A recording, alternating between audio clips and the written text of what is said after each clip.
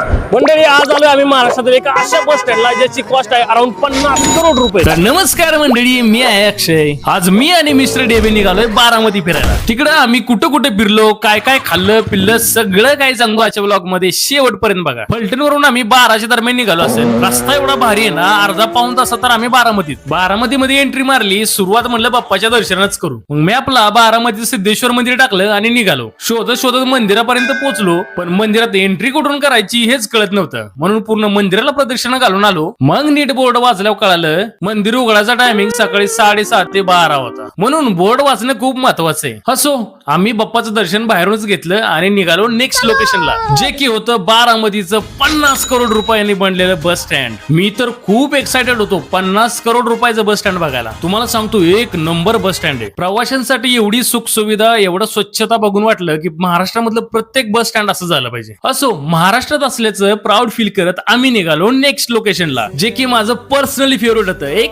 Cricket stadium. Cricket खेळणाऱ्या प्रत्येक मुलाचं स्वप्न असतं अशा स्टेडियम मध्ये खेळावं, आपल्या टीमला जिंकून द्यावं, आपल्या घरच्यांना, आपल्या देशाला प्राऊड फील करून द्यावं. पण जबाबदाऱ्यांमुळे काही स्वप्न ही स्वप्नच राहतात, पण दुसऱ्याला त्याची स्वप्न पूर्ण करताना बघून आपल्याला खूप प्राऊड फील होतं. असंच इथं बसून राहू वाटत होतं, पण टाइम नव्हता. पुढच्या लोकेशनला पण पोहोचायचं होतं, जे की होतं बारामतीचा फेमस सुभद्रा मॉल. मग पोहोचलो, गाडी पार्क केली, बाप्पाला हात जोडून मॉल मध्ये एंट्री मारली. पहिले गेलो रिलायन्स स्मार्ट मध्ये आणि पोहोचलो बॅचलर लोकांचं आवडते ठिकाण, मॅगी डिपार्टमेंट. तिथं शेजारी हा बघा बिस्किटांचा डोंगर केवढा मोठा आहे. असो, थोडंफार साहित्य अजून घेतलं, बिल करून आम्ही पोहोचलो झुडिओला. एकदम खतरनाक आहे बरं का, सगळं काही 1000च्या आत. आमच्या डेबे सरांना जर्किन घ्यायचं होतं, 2-3 ट्राय केले, शेवटी हे ब्लॅक वाला आवडलं मला. तर इथलं परफ्यूम भारी वाटले, मग एक घेऊन टाकला. मग बिल करून आम्ही तिथल्याच एका बेल्जियम कॅफेला पोहोचलो. भूक तर लय लागली होती, म्हटलं का तरी खाऊ. मग पिझ्झा आणि फ्रेंच फ्राईज मागवले, एक नंबर लागत होते. शेवटी तिथंच असलेल्या दुबई पाटवाल्यांचं मंचुरियन पण ट्राय केलं, भारी होतं. व्हिडिओ आवडला असेल तर लाईक आणि फॉलो करा. धन्यवाद.